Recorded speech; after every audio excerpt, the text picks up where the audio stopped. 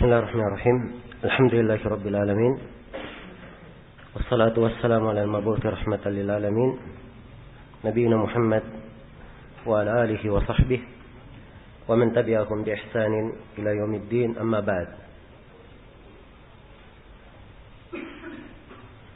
Ini majelis yang ke-9 dari pembahasan kita mengkaji kitab Al-Usul min Ilmi Al-Usul karya Syekh Muhammad ibn Salih Al-Utsaimin rahimahullahu taala.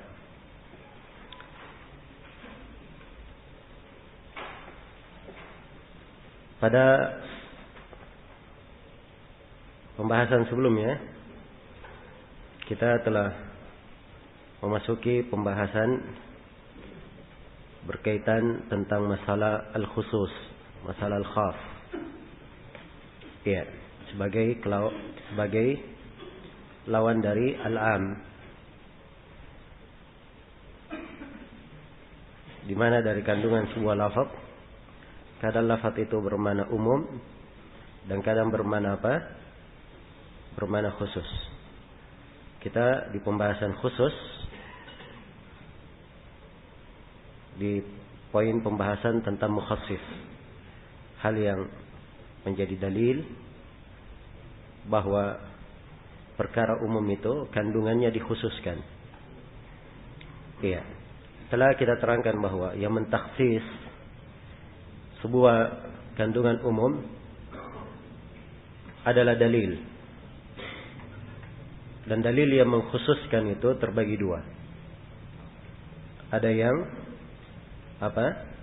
muttasil dan ada yang munfasil. Ada yang bersambung dan ada yang berpisah dengannya. Ya, kita masih di poin pembahasan tentang bentuk-bentuk dalil mukhassis, dalil yang mengkhususkan dalam bentuk ia bersambung. Kita sudah bahas poin yang pertama berkaitan dengan apa? Berkaitan dengan istisna, perkecualian. Jadi termasuk dalil yang mengkhususkan kalau ada perkecualian di akhir dari lafaz yang umum. Iya. Kalau ada perkecualiannya. Telah diberikan berbagai contoh di dalam hal ini dan rincian-rincian kapan sebuah dalil tersebut dianggap mengkhususkan dengan perkecualian. Ya, Syekh sendiri memberi contoh dengan ayat surah Wal-Asri, innal insana lafi khusrin. Seluruh manusia berada dalam apa? Kerugian. Kata umum di dalam ayat ini pada kata apa? Al-insan.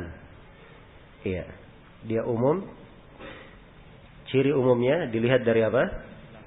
Alif lam yang ada pada kata insan.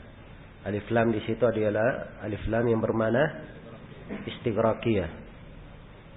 Alif lam yang menunjukkan bahwa cakupannya mencakup segala afrad, segala apa yang disebut dengan jenis manusia, jenis insan. Jadi kalau dikatakan innal insan, berarti seluruh yang namanya insan lafi khusrin, berada dalam kerugian. Illa diperkecualikan di sini 4 golongan.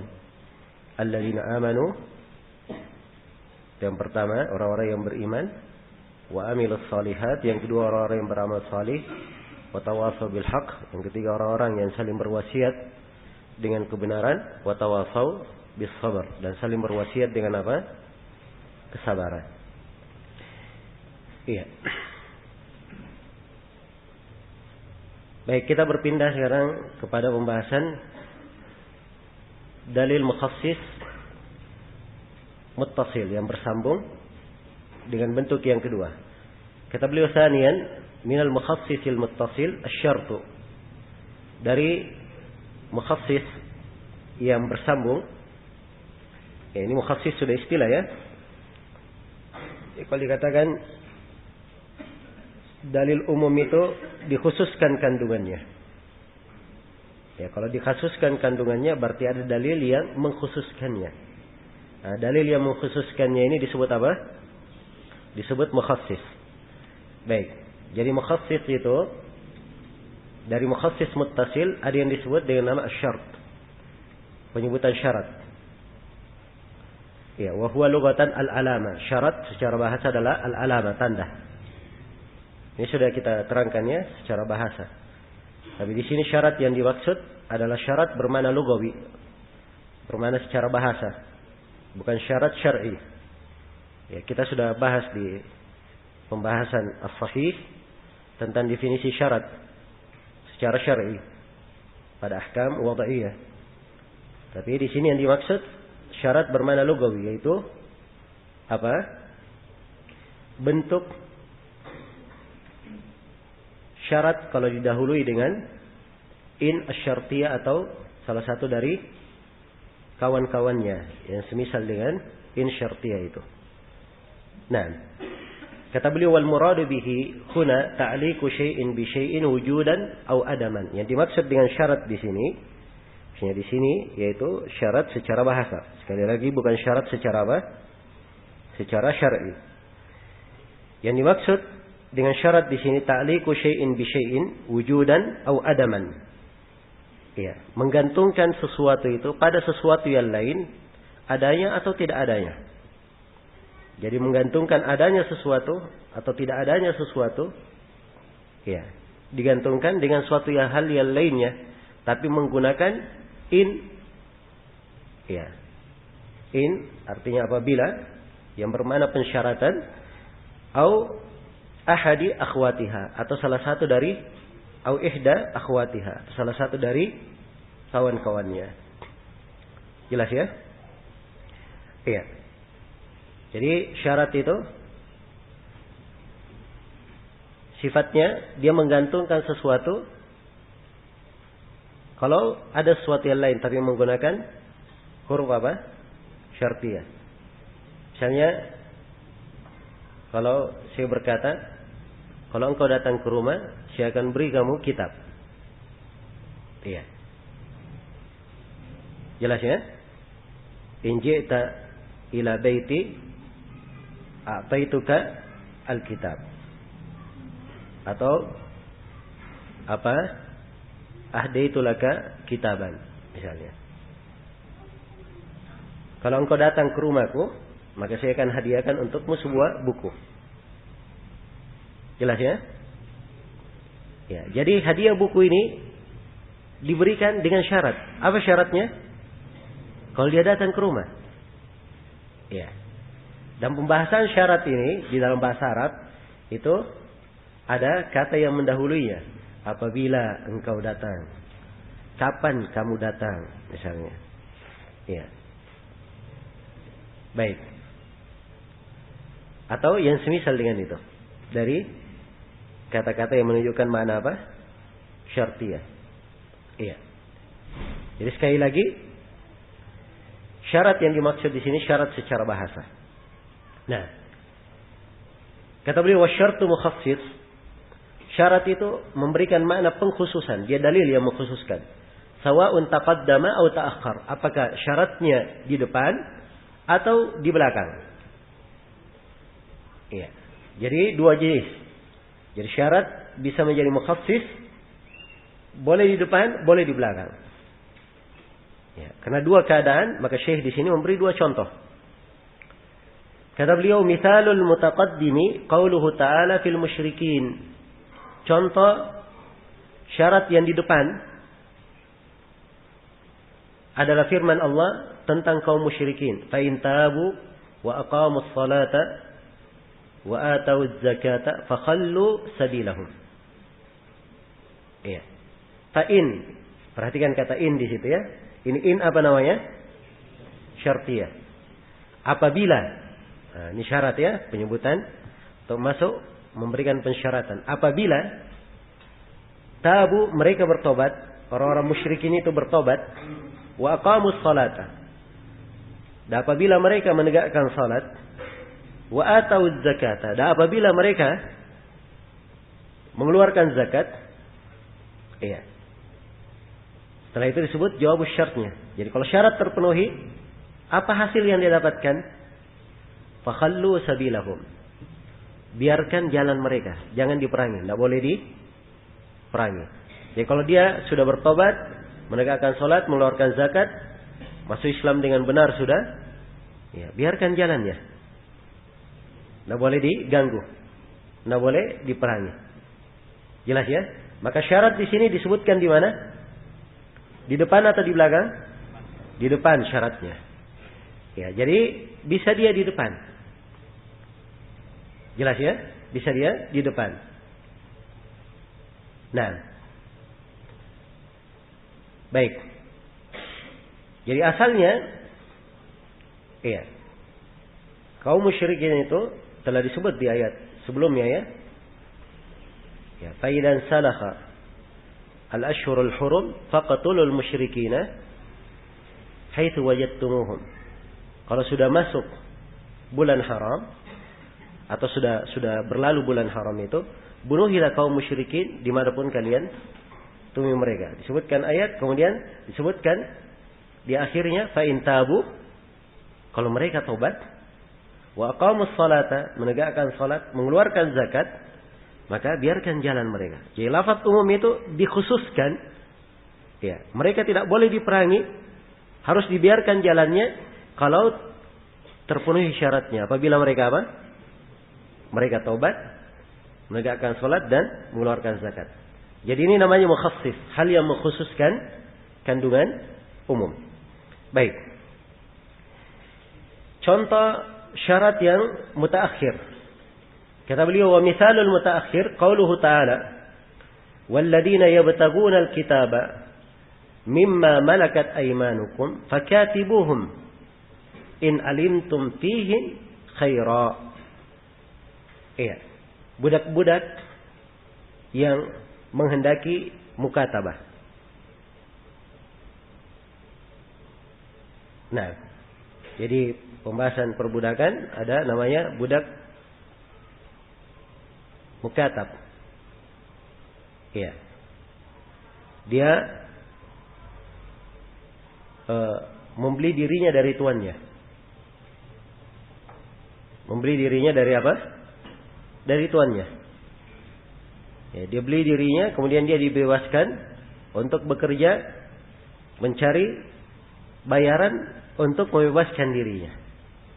Ya.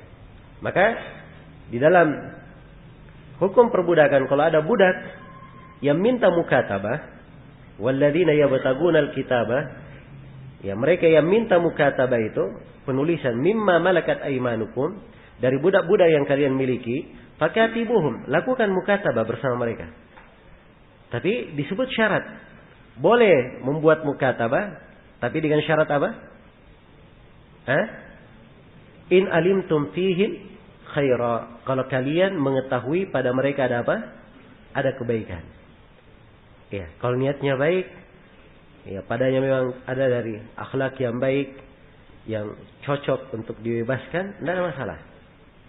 Ya, diperintah untuk hal itu. Jelas ya? Baik.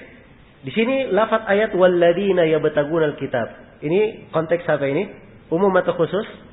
Umum. Sebab dia ciri umumnya pakai apa? Kelihatannya dia pakai isim mausul, alladzina ya. Alladzina yabtaguna alkitab. Jadi ini mana umum. Ya, siapa saja dari budak yang minta dibebaskan. Iya. Dia minta mukatabah. Siapa saja dari budak. Jadi asal katanya, asal hukumnya umum. Tapi hukum umum ini dikhususkan oleh akhir ayat. Karena ada penyebutan apa? Syarat. In alimtum fihim khaira. Kalau kalian ketahui pada mereka ada kebaikan. Jelas ya? Baik, ini mukhassis yang kedua. Ya, mukhassis yang kedua, jadi sekali lagi mukhassis yang kedua adalah apa? Syarat. Mukhassis yang ketiga adalah as-sifah. Ya. Mukhassis yang ketiga adalah apa? Sifat. Baik. Kita masih di dalam mukhassis yang sifatnya apa? Bersambung, muttasil atau munfasil? Ya, muttasil ya. Masih di mukhassis muttasil. Kata beliau as-sifah wa hiya ma ash'ara bima'na yakhtassu bihi ba'd afradil am min na'tin aw badalin aw hal. Iya. Yang ketiga adalah sifat. Yang ketiga mukhassis dalam bentuk apa? Sifat.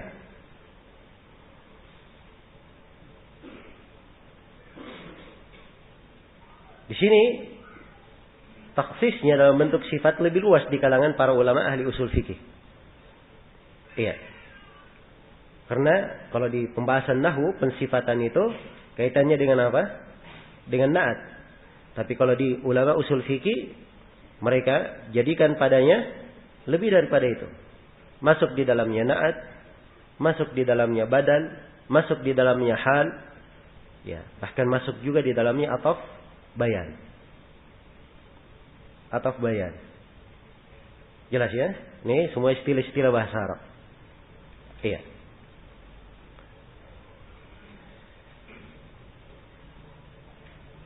Jadi kalau misalnya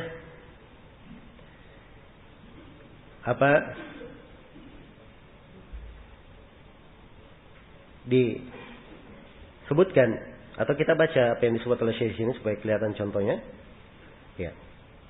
Jadi sifat itu adalah apa yang mengesankan sebuah makna yang khusus pada sebagian afrad am di situ. Mana yang khusus ini terkesan karena adanya na'at, pensifatan, atau adanya badal, kata ganti, atau adanya hal, kata yang menunjukkan keadaan. Iya, kata yang menunjukkan keadaan. Diberi contoh satu persatu ya. Kata beliau, misalun na'at, contoh na'at, qauluhu ta'ala, famimma malakat aymanukum min fatayatikumul mu'minat. Ya, ini bagi siapa yang orang bebas yang ingin menikah, dia belum mampu menikah dengan orang-orang yang bebas pula, dia hanya mampu menikah dengan budak yang mampu menikah dengan budak. Ya. Maka dibolehkan dia menikah dengan budak. Ini ayatnya. Ya. Jadi boleh kalian menikah dengan budak-budak yang kalian miliki. Tapi apa? Mim fatayatikumul mu'minat. Ya, dari budak yang apa? Dari budak kalian yang apa? Yang beriman. Dari budak kalian yang beriman. Baik. Iya. Perhatikan di sini ya, famimma malakat aymanukum. Dari apa yang kalian miliki. Min, ya, ma malakat aymanukum. Ma di situ apa? Ma-nya mausulah. Ya. Jadi ini kata masuk dalam konteks apa? Umum. Jadi budak apa saja dari budak perempuan yang kalian miliki boleh kalian nikahi. Boleh kalian nikahi. Tapi di akhir dari ayat ada kata sifat yang menunjukkan pengkhususan. Apa itu? Yang mengkhususkannya na'at, yaitu al-mu'minat. Budak perempuan yang beriman saja. Disyaratkan apa? Keimanan. Kalau budak perempuannya kafir, tidak boleh dinikahi. Hanya boleh budak perempuan yang apa? Yang mukminah, yang beriman saja. Jadi ini taksis namanya. Dikhususkan dengan apa? Dengan na'at. Baik. Iya.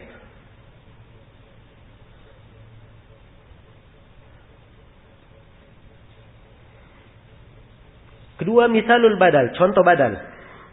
Iya. Qauluhu ta'ala walillahi 'alan nasi hajjul baiti man istata'a ilaihi sabila. Iya. Bagi Allah 'alan nas terhadap manusia. Bagi Allah terhadap manusia hajjul bait, haji ke Ka'bah. Man istata'a ilaihi sabila, siapa yang mampu ke sana. Jelas ya? Jadi badal ini sudah mengkhususkan. Iya. Jadi kalau kita lihat asal ayatnya, ya, Allah mewajibkan haji terhadap an-nas, manusia. Kata an-nas di sini umum atau khusus? Umum. Dari mana antum tahu dia umum? Kata an-nas, asalnya nas itu manusia kan sudah umum. Di sini pakai alif lam lagi. Ya, alif lam menunjukkan apa? Istighraqiyah. Seluruh manusia. Tapi manusia yang mana yang wajib haji itu?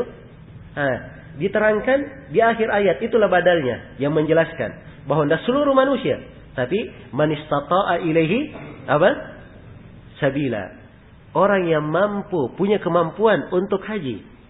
Dia punya kemampuan dari sisi perbekalan, dari sisi harta untuk melakukan perjalanan, dan dia punya kemampuan dari sisi fisik. Ya. Untuk menunaikan ibadah haji. Jelas ya? Jadi kalau dikatakan yang punya kemampuan saja, keluar darinya orang yang tidak punya harta. Sebab ini tidak punya kemampuan. Dan keluar juga darinya orang yang sakit. Karena dia tidak punya kemampuan dari apa? Sisi fisik. Ini dikeluarkan. Padahal dikataan nas, dia apa? Tercakup dalam nama manusia. Kan begitu? Ya. Nah inilah pentingnya seorang mengenal apa? Mukhassis, pengkhususan. Dan mukhassisnya di sini bersambung dalam bentuk badal. Sifat dalam bentuk apa? Badal.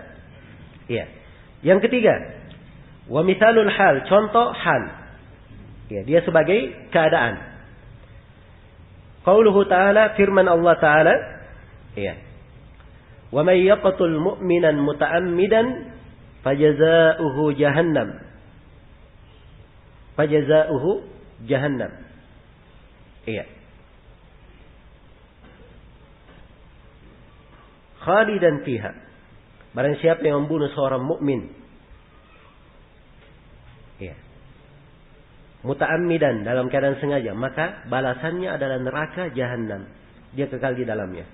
Jadi ancaman neraka ini, ya, kalau dilihat pada potongan awal dari ayat, ancamannya berlaku terhadap siapa saja yang membunuh seorang mukmin. Sebab di situ pakai apa? Pakai isim syarat. Wa man yaqtul. Barang siapa yang membunuh, siapa saja, umum. Jelas ya? Siapa saja. Balasannya neraka jahanam. Kalau dia membunuh seorang mukmin. Tapi disebutkan satu kata di situ yang menunjukkan hal. Kata apa itu dalam ayat? Muta'ammidan. Dalam keadaan dia sengaja. Nah ini pengkhususan. Adapun kalau dia membunuh tidak sengaja, nah itu lain lagi masalahnya. Lain lagi masalahnya. Jelas ya? Baik. Dia tidak masuk di sini. Tidak masuk di dalam ancaman ayat. Tapi dia ada pembahasan lain. Ada pembahasan lain kalau pembunuhan tersebut tidak sengaja. Iya. Jadi kalimat muta'ammidan di sini ini mentaksis, memberikan pengkhususan. Ya, bahwa yang diancam dengan neraka jahanam itu dari yang membunuh, itu kalau sifatnya dia sengaja melakukannya. Dia sengaja. Nah, contoh atau bayan. Contoh, ya jelas ya kalau atau bayan, misalnya darabtu Muhammadan ra'sahu. Ya, saya memukul si Muhammad. Ya, jadi seakan-akan semua Muhammad dia apa? Dipukul. Ketika disebut ra'sahu, kepalanya, nah ini baru kelihatan bahwa ternyata tidak semua dari badan yang dipukul. Yang dipukul apa? Kepalanya saya. Jelas ya? Baik. Selesai sudah pembahasan tentang mukhassis. Yang sifatnya apa? Muttasil. Jadi saya ulangi bahwa mukhassis yang muttasil terbagi berapa? Terbagi 3. Yang pertama apa? Istitsna. Yang kedua syart. Yang ketiga yang ketiga adalah as-sifat. Baik, 3 jenis mukhassis muttasil. Sekarang kita pindah kepada mukhassis jenis yang kedua. Mukhassis al-munfasil. Mukhassis yang terpisah. Ya. Itu tadi 3, istitsna, syarat dan sifat semuanya bersambung. Ya. Berada dalam satu konteks, satu teks. Kalau ada ayat dia berada di ujung, di depan atau di belakang, yang penting satu apa? Satu konteks. Kalau dalam hadits dia ada di dalam nas itu. Ya. Nah, itu muttasil namanya, bersambung. Ya, ada bentuk mukhassis yang kedua. Dan ini yang paling Mukhassis yang kedua ini yang hendaknya lebih penting diperhatikan. Sebab ini perlu kedetailan di dalam mendudukkannya. Iya. Jadi ada mukhassis terpisah. Kalau ada dalil ayat misalnya umum, keumumannya ini ternyata dikhususkan oleh dalil yang lain di tempat yang lain. Tidak di ayat itu juga, tapi ada ayat lain misalnya atau ada hadits lain yang menjelaskannya. Jelas ya? Karena itu dia dikatakan mukhassis sama munfasil. Kata beliau al-mukhassis al-munfasil ma yastaqillu bi nafsihi. Mukhassis yang terpisah adalah mukhassis yang bersendirian dengan dirinya sendiri. Dia tidak di nas itu, tapi dia berada di nas yang lainnya. Wa huwa salasatu asya. Dan mukhassis yang seperti ini ada tiga. Ada tiga perkara. Yang pertama al-his. Ya. Al-his. Yang kedua al-aql. Yang ketiga asy-syara'. Yang ketiga asy-syara'. Nah, mukhassis yang pertama al-his, hal yang ditangkap oleh panca indera. Dia bisa dengar, dia bisa lihat, dia bisa rasa. Ya. Dan ditangkap oleh apa? Panca indera ya, al-his. Nah, apa contohnya? Kata Syekh Mithal takhsis bil his. Contoh pengkhususan dengan his, dengan panca indera. Qauluhu ta'ala an rihi ad. Firman Allah Ta'ala tentang angin yang membinasakan kaum Ad. Tudammiru kulla syai'in bi amri rabbiha. Angin itu menghancurkan segala sesuatu dengan perintah Rabbnya. Iya. Di sini umum atau tidak konteks ayat? Yang dihancurkan itu umum atau tidak? Ya, perhatikan ya ayatnya. Tudammiru kulla syai'in. Ini kulla syai'in umum atau tidak? Umum. Apa? Dari mana antum tahu bahwa dia umum? Kata kulla. Kulla menunjukkan seluruh. Ya. Jelas ya? Berarti umum. Tapi ternyata dia mukhassis. Ya. Ya. Kira-kira dia hancur segala sesuatu. Berarti tidak ada lagi yang tersisa. Langit dan bumi tidak ada lagi. Hah? Kalau tidak ada lagi langit dan bumi, kita tidak hidup lagi sekarang. Kan begitu?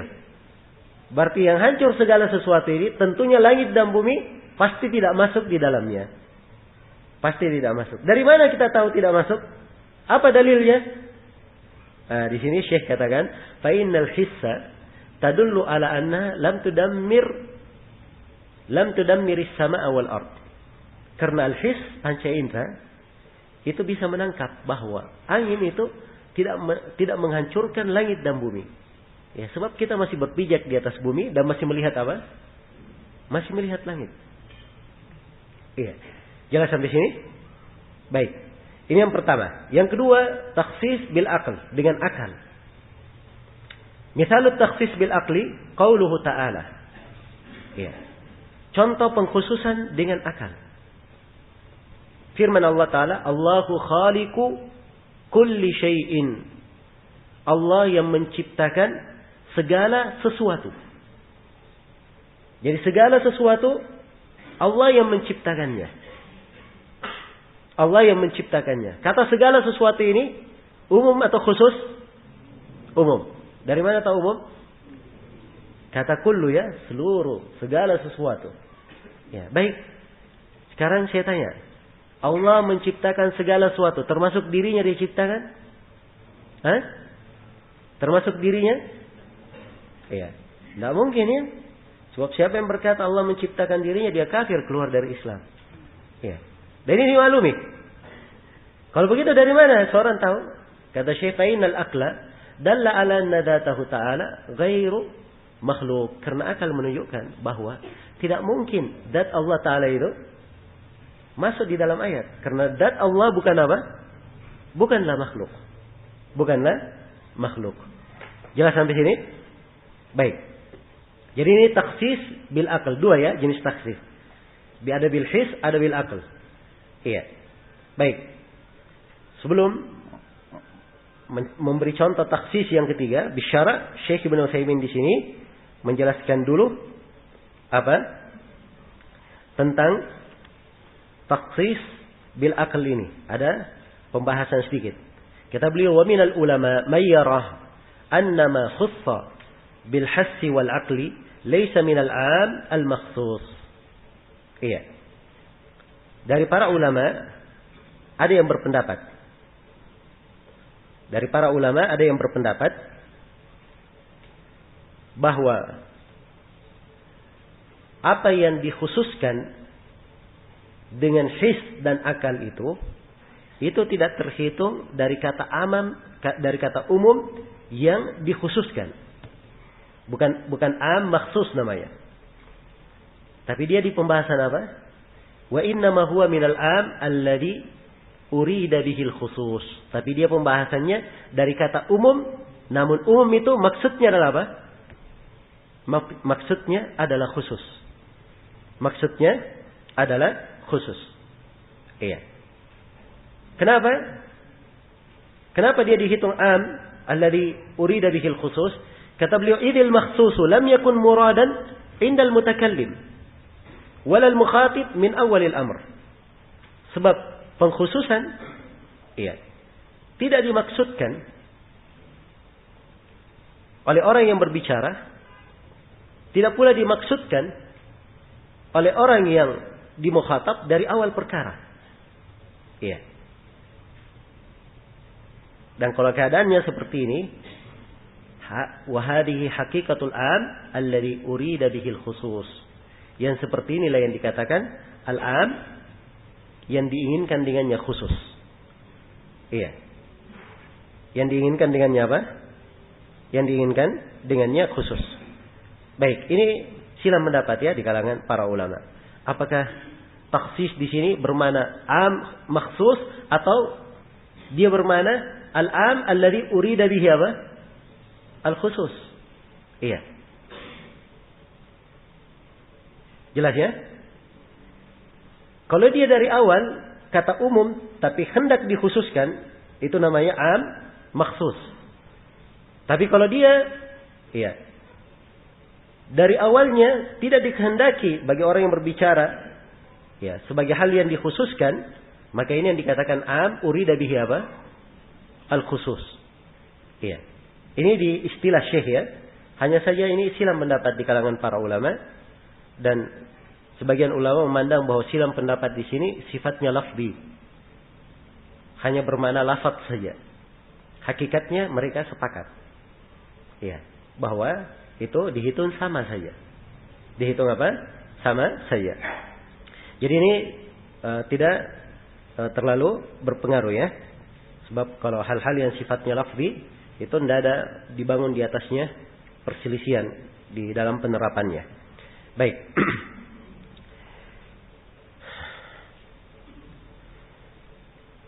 Selesai sudah dua pengkhususan. Iya, munfasil. Satu takhsis dengan apa? Al-his. Yang kedua takhsis dengan al-aql. Sekarang Syekh masuk kepada yang ketiga. Dan ini yang paling panjang penjelasannya. Yang ketiga ini. Kata beliau, wa amma takhsis bisyara'. Adapun pengkhususan dengan syariat. Nah ini dengan dalil lain dikhususkan, tapi dalilnya dari apa? Dari syariat. Kata beliau, fa innal kitab was sunnah yukhassis kullan minhuma bimithlihima wa bil ijma' wal qiyas. Sebab dalil dari Al-Quran dan As-Sunnah itu mengkhususkan setiap dari keduanya. Mengkhususkan setiap dari keduanya. Iya. Mengkhususkan apa? Mengkhususkan kitab dan sunnah juga dengan hal yang semisal dengannya. Iya. Bil ijma' wal qiyas, dan dengan demikian pula dikhususkan dengan ijma' dan qiyas. Iya. Jadi maksudnya di sini kalau ada dalil dari Al-Quran, ada dalil dari hadits, maka dalil dari Al-Quran ini kalau dia umum, itu bisa dikhususkan dengan 4 hal. Bisa dikhususkan dengan dalil dari Al-Quran semisal dengannya juga. Yang kedua bisa dikhususkan dengan dalil dari hadits. Yang ketiga ayat tersebut bisa dikhususkan dengan ijma', kesepakatan di kalangan ulama. Dan yang keempat, dalil dari Al-Quran itu bisa dikhususkan dengan qiyas. Ya ini 4 ya. Demikian pula kalau ada dalil umum dari hadits. Kalau ada dalil umum dari hadits juga bisa dikhususkan dengan 4 hal. Hadits itu dikhususkan kandungannya oleh ayat. Yang pertama. Yang kedua, hadits tersebut dikhususkan kandungannya oleh hadits yang semisal dengannya. Yang ketiga, hadits tersebut dikhususkan kandungannya oleh ijma, kesepakatan. Dan yang keempat, hadits tersebut dikhususkan kandungannya oleh apa? Oleh qiyas. Nah, ini maksud ucapan Syekh di sini. Karena itu beliau memberi 8 contoh. Ya, karena untuk ayat yang dikhususkan dengan 4 hal ada 4 contoh. Ya. Dan untuk hal dengan sunnah yang dikhususkan dengan 4 hal juga ada 4 contoh. Walaupun di pembahasan ijma nanti ada sebagian hal yang Syekh di situ mengatakan tidak menemukan contoh yang cocok.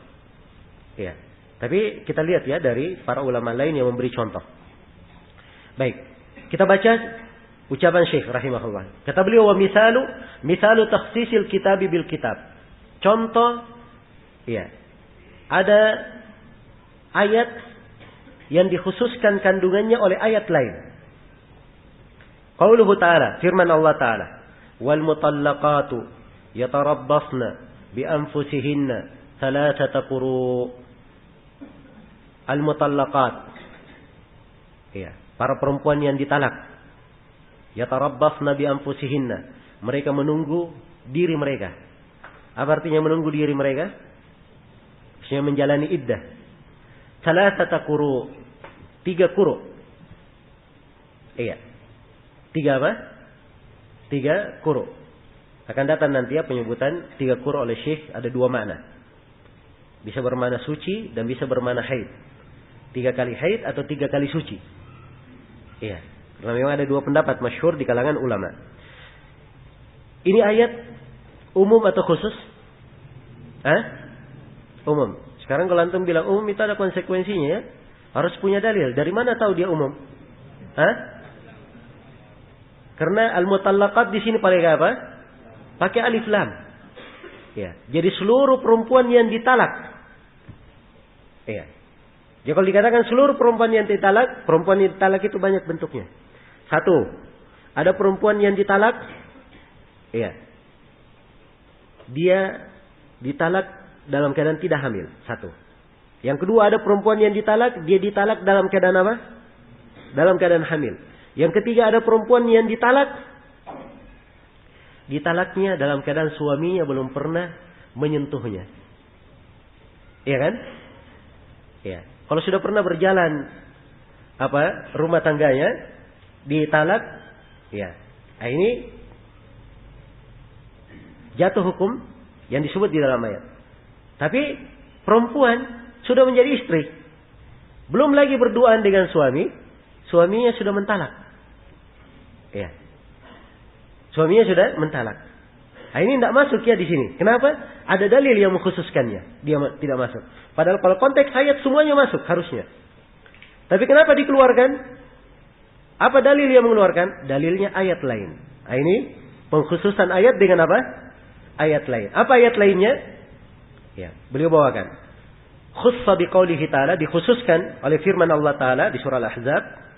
Ya ayyuhalladzina amanu idza nakahtumul mu'minati thumma talaqtumuhunna min qabli an tamassuhunna fama lakum 'alayhinna min 'iddatin ta'taddunaha. Wahai orang-orang yang beriman, kalau kalian menikahi perempuan yang beriman, kemudian kalian mentalak perempuan itu sebelum kalian menyentuhnya. Ya, perhatikan bahasanya. Ditalak sebelum apa? Disentuh. Iya. Fama lakum 'alaihinna min iddatin ta'taddunaha. Maka tidak ada iddah yang kalian jalani karena talak itu. Ya. Jadi hukum kandungan dari ayat, kalau ada perempuan baru saja akad dengan suaminya misalnya. Ya. Anggaplah misalnya akad. Ya. Sudah akad nikah. Setelah itu suaminya langsung melakukan perjalanan, belum berdoa. Perjalanan jauh, setahun lagi. Ya. Sudah setahun akhirnya berubah pikiran. Ya, mungkin setelah setahun ini banyak kejadian, ya. Telepon-teleponan banyak yang tidak bagus. Ya sudah, kalau begitu saya talak saja kamu. Misalnya. Baik, di sini berarti dia mentalaknya dan belum apa? Menyentuh istrinya. Kalau konteks dari ayat, Ini ada iddah atau tidak? Tidak ada iddah. Berarti ini dikhususkan ya. Dikhususkan oleh apa? Iya. Dikhususkan oleh ayat juga. Jadi kandungan dari ayat di surah Al-Baqarah, perempuan yang ditalak, yang menjalani iddah 3 bulan, 3 kali haid itu, 3 kali suci. Iya. Ini diperkecualikan darinya apa? Dikhususkan darinya apa? Perempuan yang ditalak sebelum apa? Disentuh oleh suaminya. Baik. Ini satu, diperkecualikan. Ada ayat lain juga, memperkecualikan lagi maknanya. Ayat di surah Al-Baqarah. Kita sudah singgung sebelumnya ayatnya.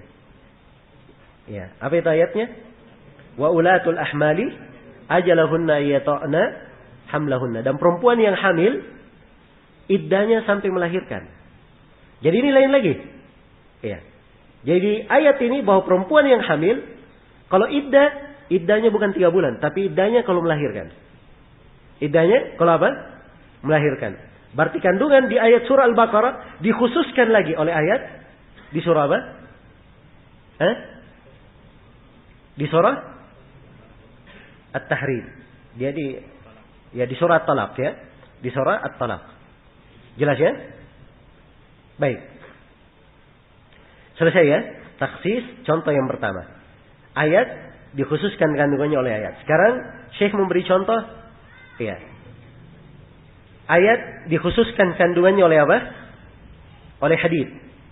Kata beliau, wa mithalu takhsisil kitabi bis sunnah.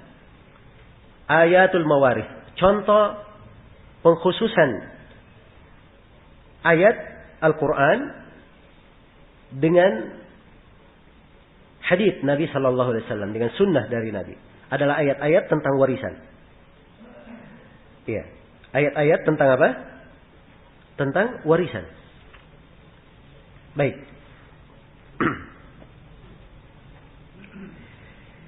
Iya. Ayat tentang warisan apa itu ayat tentang warisan? Kaqaulihi ta'ala, firman Allah Ta'ala, yusikumullahu fi auladikum. Allah berwasiat kepada kalian pada anak-anak kalian. Lidzakari mithlu habdil unsayain. Bahwa laki-laki itu dapat bagian dari warisan 2 kali lipat dari bagian perempuan. Ini hukum warisan berlaku untuk anak-anak. Ya, anak-anak di sini umum atau tidak? Umum. Ya. Sekali lagi kalau antum bilang umum harus punya bukti. Dari mana tahu bahwa dia umum? Perhatikan ya, auladikum. Aulad apa? Jamak. Jamak disandarkan kepada apa? Kepada domir. Ya. Auladikum, kepada anak-anak kalian. Berarti ini mencakup seluruh anak yang dia miliki. Tidak ada yang terkecuali. Anak laki-laki maupun perempuan. Anak laki-laki maupun apa? Perempuan. Ya. Anak yang kafir maupun anak yang muslim. Kan begitu? Yang penting seluruh anak. Ya. Tapi ternyata kandungan ayat ada yang dikhususkan, ada yang dikeluarkan. Apa yang dikeluarkan? Apa yang diperkecualikan? Kata beliau, wa nahwuha, dan ayat yang semisal dengannya, sebab ada ayat yang lainnya. Khussa biqaulihi sallallahu alaihi wasallam, ini dikhususkan oleh sabda Nabi sallallahu alaihi wasallam, la yarithul muslimu al-kafira walal kafirul muslima. Seorang muslim tidak mewarisi seorang yang kafir, dan seorang yang kafir juga tidak mewarisi seorang apa? Muslim. Jadi kalau ayah dengan anak berbeda agama, hukum warisan pada ayat tidak berlaku. Jelas ya? Hukum warisan pada ayat tidak apa? Tidak berlaku. Kalau begitu, ya. Hukum ayat ini umum memang, tapi dikhususkan darinya apa? Dikeluarkan darinya, diperkecualikan kalau anaknya itu kafir. Dia tidak mendapat warisan dari siapa? Dari ayahnya. Dan sebaliknya, kalau ayah itu kafir, dia tidak mendapat warisan dari siapa? Dari anaknya. Jadi diperkecualikan oleh hadits. Hadits Nabi yang memperkecualikannya. Baik, contoh lain. Ya. Allah Subhanahu wa taala berfirman tentang zakat di dalam Al-Qur'an. Di surah Al-Baqarah, ya ayyuhalladzina amanu anfiqu min thayyibati ma kasabtum wa mimma akhrajna lakum minal ard. Wahai orang-orang yang beriman, infakkanlah apa yang baik-baik dari hasil usaha kalian.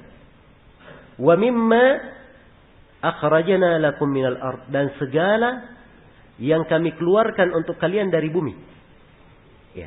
Kalimat di dalam ayat wa mimma kharajna, wa mimma akhrajna lakum, mimma pakai ma. Ma di sini apa? Ma mausul. Ya, menunjukkan mana umum. Jadi segala hasil bumi yang Allah berikan kepada kalian itu ada apa? Ada zakatnya. Tapi ternyata dari seluruh hasil bumi itu tidak semuanya dikeluarkan zakatnya. Iya kan? Diberikan ketentuan-ketentuan. Apa saja dari hasil bumi itu yang dikeluarkan zakatnya. Ya.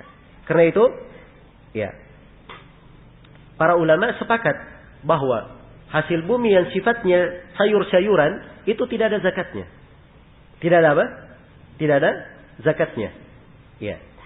Dan hasil bumi yang jumlahnya di bawah 5 wasak, jumlahnya di bawah 5 wasak tidak ada apa? Tidak ada zakatnya. Ya, apa yang menunjukkan tidak ada zakatnya kalau jumlahnya di bawah 5 wasak? Hadits Nabi sallallahu alaihi wasallam. Ya, Nabi sallallahu alaihi wasallam bersabda, "Laisa fima duna khamsati awsuqin shadaqah." Tidak ada zakat pada hasil bumi yang nilainya atau yang jumlahnya di bawah 5 wasak. Jelas ya? Jadi ada ukurannya zakat itu. Padahal di konteks ayat umum, yang penting punya hasil bumi, apa saja hasil bunyinya, berapa saja jumlahnya, dikeluarkan zakatnya. Itu kan kandungan ayat. Tapi keumuman dari ayat dikhususkan oleh siapa?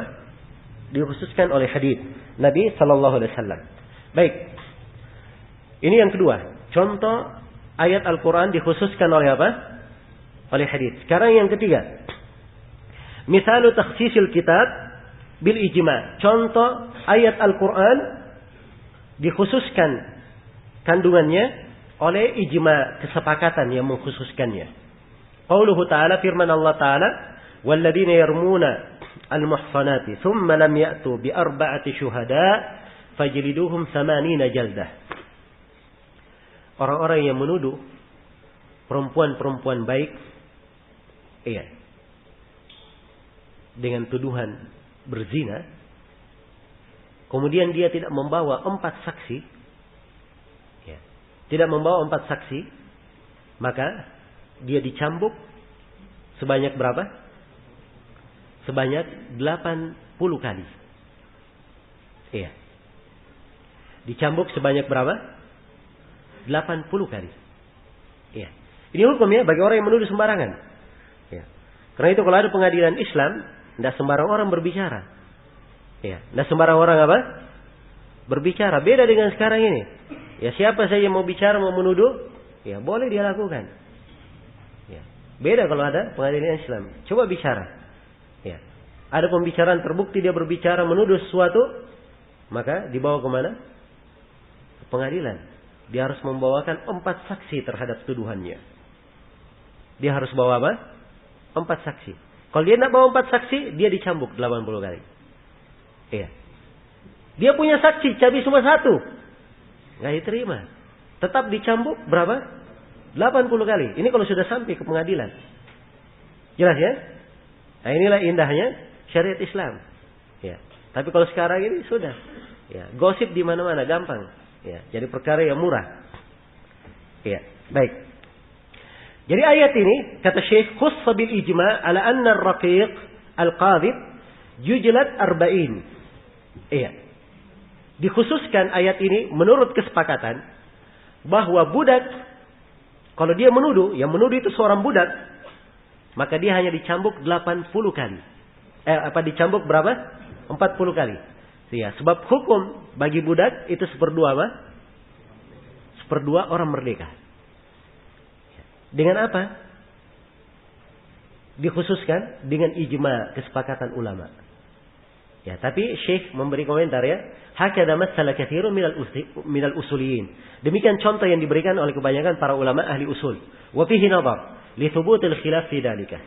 Dan contoh ini perlu diperiksa kembali. Ya, maksudnya contoh ini lemah ya. Sebab kalimat fihi nadhar itu kata lembut yang menunjukkan ada apa?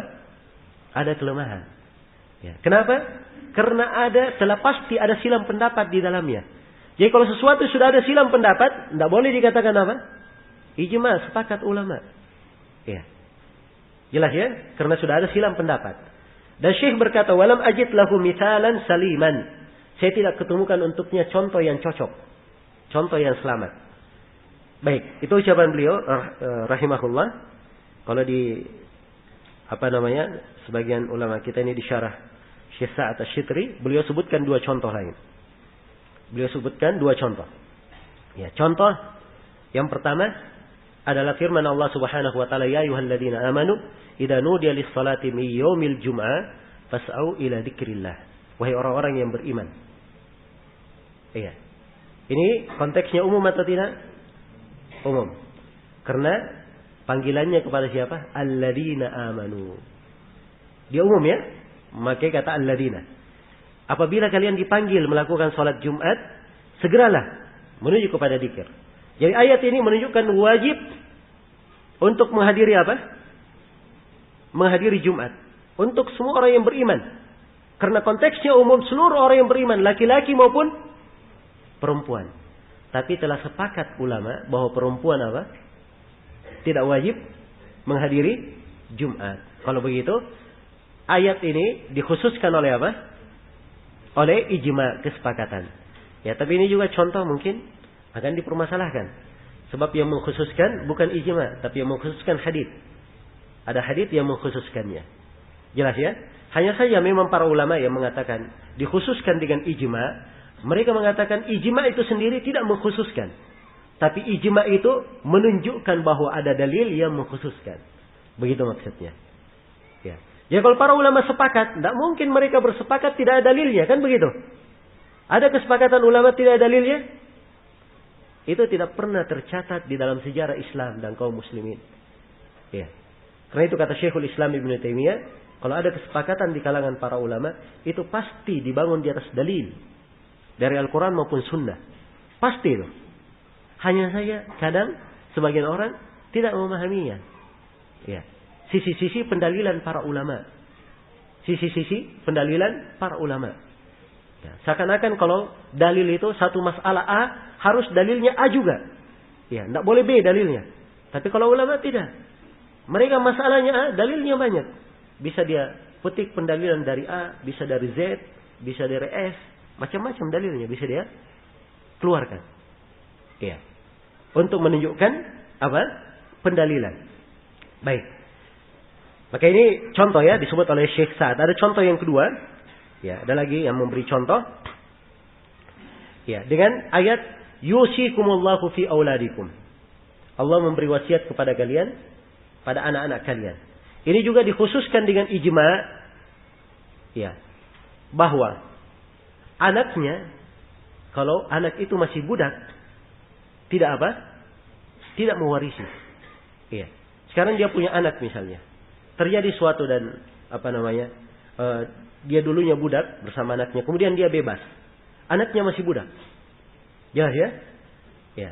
Begitu dia meninggal, maka anaknya yang budak ini tidak mewarisi ayahnya yang bebas. Dan ini menurut kesepakatan apa? Para ulama. Menurut kesepakatan para ulama. Padahal kalau kita lihat konteks ayat yusikumullahu fi auladikum, Allah berwasiat hukum warisan tentang seluruh anak-anak kalian. Anak-anak budak yang dalam keadaan dia sebagai budak maupun anak yang merdeka. Jelas ya? Tapi dikhususkan oleh ijma. Baik. Ada ayat yang ketiga juga disebut oleh beliau, fakulu mimma amsakna alaikum. Makanlah kalian dari apa yang bisa, dari apa yang ditangkap oleh hewan-hewan jarihah itu. Binatang-binatang terlatih itu. Iya. Jadi kalau seorang punya binatang terlatih, anjing terlatih atau burung terlatih, ya, menangkap hewan, maka asalnya diperintah di dalam ayat, fakulu mimma amsakna alaikum. Makanlah dari apa yang ditangkap oleh hewan-hewan terlatih tersebut. Ini umum atau tidak ayat ini? Umum. Sebab kata mimma, ma-nya di situ ma apa? Ma mausul. Iya. Jadi seluruh yang ditangkap oleh hewan yang terlatih itu. Jelas ya? Boleh halal dimakan, tapi kesepakatan memperkecualikan, mengkhususkan apa? Iya, hewan yang tidak bisa dimakan. Jadi kalau anjing terlatih, dia menangkap apa? Menangkap babi boleh dimakan atau tidak? Ya, tidak boleh dimakan tentunya. Jelas ya? Burung elangnya dia lepas, ternyata dia tangkap ular kobra. Ya. Boleh dimakan? Jawabannya tidak. Ya. Kalau bertanya apa dalilnya tidak boleh dimakan? Ya. Ya, dalilnya jelas. Tentang tidak bolehnya memakan apa? Babi, tidak boleh memakan apa? Ular kobra. Itu dalil-dalil yang dimaklumi. Kalau begitu, sepakat para ulama bahwa ayat ini dikeluarkan darinya, dikhususkan bahwa apa yang boleh dimakan dari tangkapan hewan-hewan terlatih itu hanyalah tangkapan hewan yang boleh dimakan. Adapun hewan yang tidak boleh dimakan itu tidak masuk di dalam ayat. Dikhususkan, diperkecualikan dari ayat. Apa yang memperkecualikannya? Apa dalilnya? Ijma, kesepakatan ulama. Jelas ya? Baik. Kemudian yang terakhir di sini kata beliau, wa misalu takhsisil kitabi bil qiyas qauluhu ta'ala az-zaniyatu waz-zani fajlidu kulla wahidin minhuma mi'ata jaldah. Iya. Contoh ayat Al-Qur'an dikhususkan kandungannya oleh qiyas. Iya. Adalah firman Allah Ta'ala, az-zaniyatu waz-zani, perempuan yang berzina dan laki-laki yang berzina, fajlidu kulla wahidin minhuma mi'ata jaldah. Cambuklah setiap dari keduanya 100 kali cambuk. Iya. Ya, laki-laki dan perempuan berzina itu dicambuk berapa? 100 kali. Nah, kata beliau khussa bi qiyasil abdi zani 'ala al-amah fi tansifil adab wal iktisari ala 50 jaldah 'ala al-mashhur.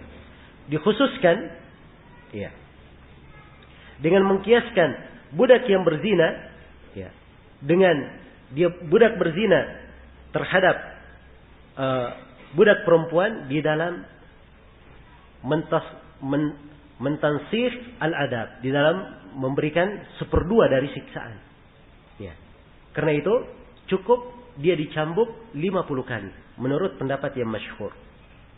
Menurut pendapat yang masyhur. Sekarang dari ketentuan ya, bahwa perempuan itu ya, kalau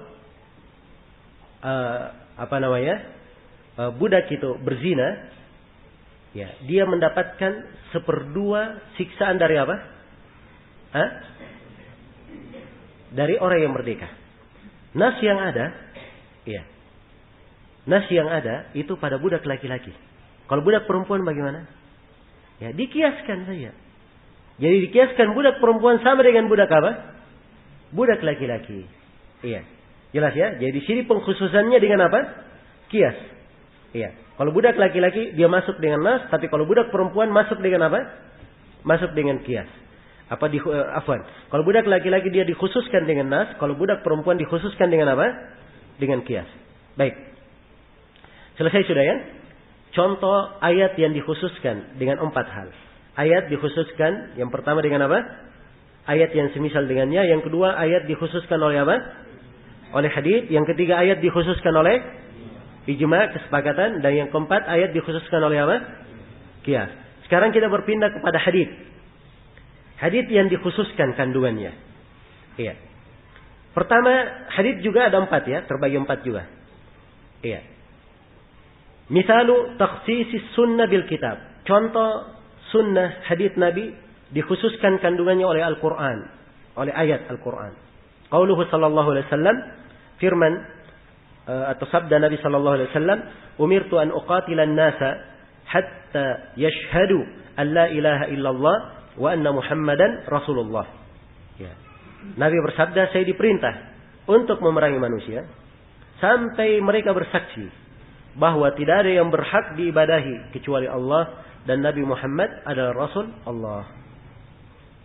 Nah, baik.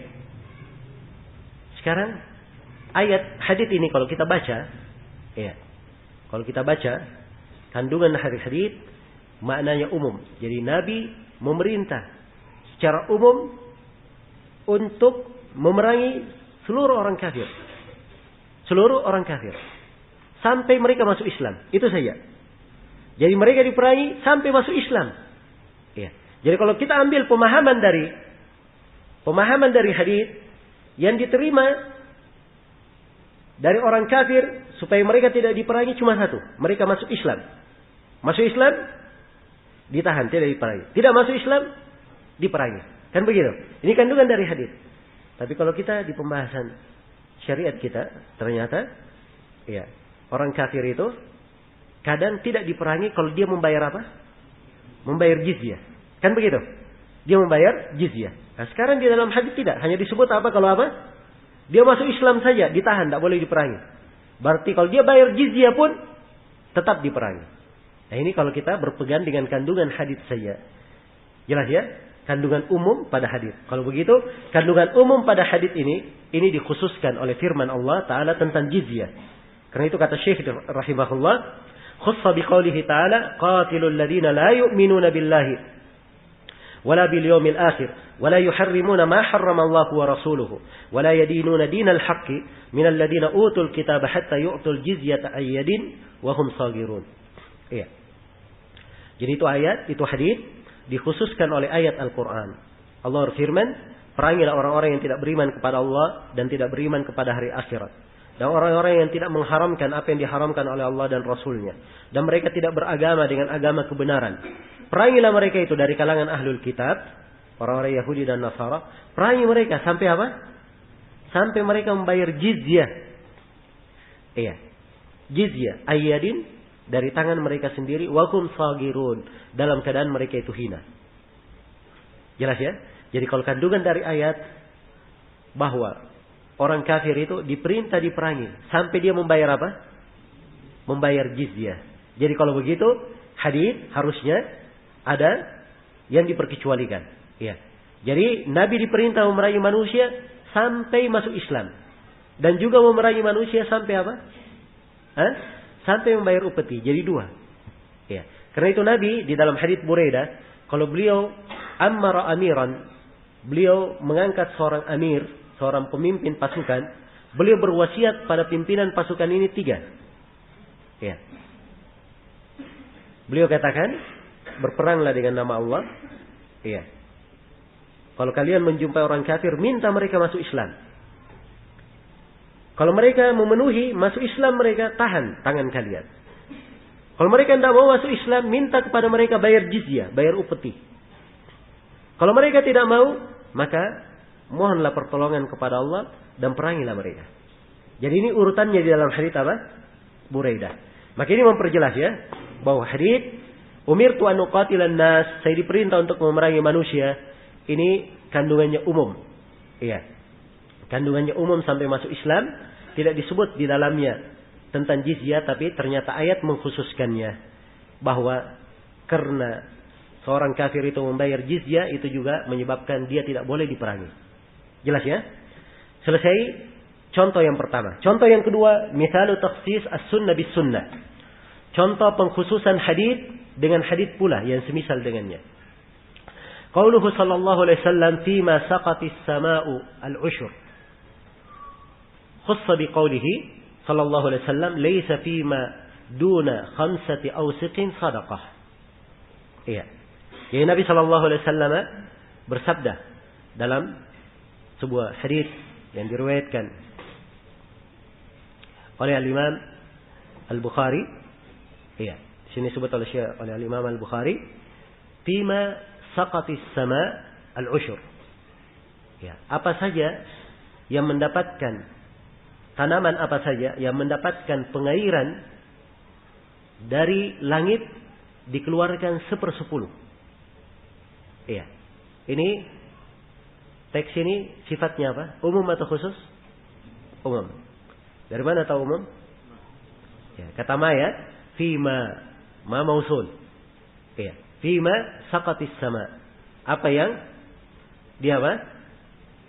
Dialiri oleh air hujan. Dikeluarkan 10-nya. 1/10. Iya. Dikeluarkan 10. Yang jelas dia tanam tanaman yang wajib zakat. Dan tanaman ini dialiri dengan gratis. Air turun dari langit, dari hujan. Atau air dari bendungan, dari gunung. Iya. Gratis pengalirannya. Wajib dia keluarkan 1/10. Ya, dikeluarkan berapa? 1/10. Baik. Iya. tanamannya banyak jumlahnya maupun sedikit, yang jelas dia dialiri. Ya, gratis. Walaupun dia misalnya cuma tanam beberapa pohon di depan rumah ya. Dan hasil panennya hanya 5 kilo. Ya, kalau menurut kandungan hadits harus dikeluarkan berapa? 1/10. Ya, walaupun hanya 5 kilo hasil panennya. Kan begitu? Ya. Ini makna umum di dalam hadits, tapi ternyata keumuman hadits ini dikhususkan. Ya. Sebab Nabi sallallahu alaihi wasallam bersabda di riwayat lain, di hadits lain, "Laisa fima duna khamsati awsuqin sadaqah." Ya. Tidak ada zakat pada hasil tanaman yang jumlahnya di bawah 5 wasak. Iya. Di bawah apa? 5 wasak. Ya, saya tidak bisa hitung sekarang berapa kilo 5 wasak ini. Iya. Yang jelas 1 wasak itu jumlahnya berapa? 60 sok. Iya. 1 wasak jumlahnya 60 sok. 1 sok berapa mud? Ya, 4 mud. Jadi 60 kali 4 berapa? Hah? Baik. Enggak ada keluaran nulisnya. 1 wasak itu 300 mud. Iya. Jadi kalau misalnya 5 wasak kali berapa? Kali 300. Dihitung saja 1 mud berapa kilo? Kalau dia 2 kilo berarti 300 kali 5 terus kali 2 kilo. Ya, yang jelas 5 kilo itu ada zakat atau tidak menurut hadis ini? Pasti tidak ada zakat. Tapi kalau di hadis yang pertama, dia wajib keluar apa? Keluar zakat. Iya. Kalau begitu hadis ini mengkhususkan kandungan hadis yang pertama. Jadi hadis yang pertama, fi masaqatis sama al-usyur, apa yang dialiri oleh tanaman yang tumbuh dialiri oleh air hujan dikeluarkan 1/10. Ini kan umum. Walaupun hasil panennya 10 kilo. Tapi ternyata hadits lain Nabi memberikan ukuran bahwa harus 5 wasak. Jumlah hasil panennya. Diberikan ketentuan 5 wasak. Makanya ini taksis. Kemudian kata beliau, untuk yang ketiga, ya contoh hadits Nabi dikhususkan oleh ijma. Dikhususkan oleh kesepakatan. Ya, kata beliau rahimahullah, walam ajid mithalan litakhsisi as-sunnah bil ijma. Saya tidak menemukan contoh ada hadits yang dikhususkan oleh apa? Oleh kesepakatan. Iya. Ditunjukkan oleh kesepakatan. Ya, sebagian ulama lain menyebutkan contoh ya. Seperti hadits al-ma'u tahur la yunajjisuhu syai'. Air itu suci tidak dinajisi oleh suatu apapun. Ini sepakat para ulama bahwa ya, hadits ini dikhususkan darinya air yang berubah karena najis. Jadi kalau konteks hadits al-ma'u tahur la yunajjisuhu syai', air itu suci tidak dinajisi oleh suatu apapun. Iya. Jadi kalau kita ambil keumuman hadits ini, kita ambil keumumannya, iya. Sebab kalimat yang ada di sini la yunajjisuhu apa? Syai'. Ya, syai' di sini apa? Nakirah. Iya. Dia berada di konteks apa? Hah? Dia berada di konteks apa? Penafian. La yunajjisuhu syai', tidak dinajisi oleh suatu apapun. Jadi suatu apapun, ya, suatu apapun yang jatuh di situ, najisnya banyak sedikit, yang penting jatuh di dalamnya, maka tidak berpengaruh. Air tetap suci. Jelas ya? Air tetap apa? Tetap suci. Nah, ini kandungan. Ya, andai kata ada yang misalnya punya kolam renang, ya, 10 kali 10 misalnya. Ya. Kemudian dia bawa satu tangki mobil penyedot kotoran, ya, dibuang ke kolam tersebut. Ya. Kalau menurut kandungan hadits, airnya menjadi najis atau tidak?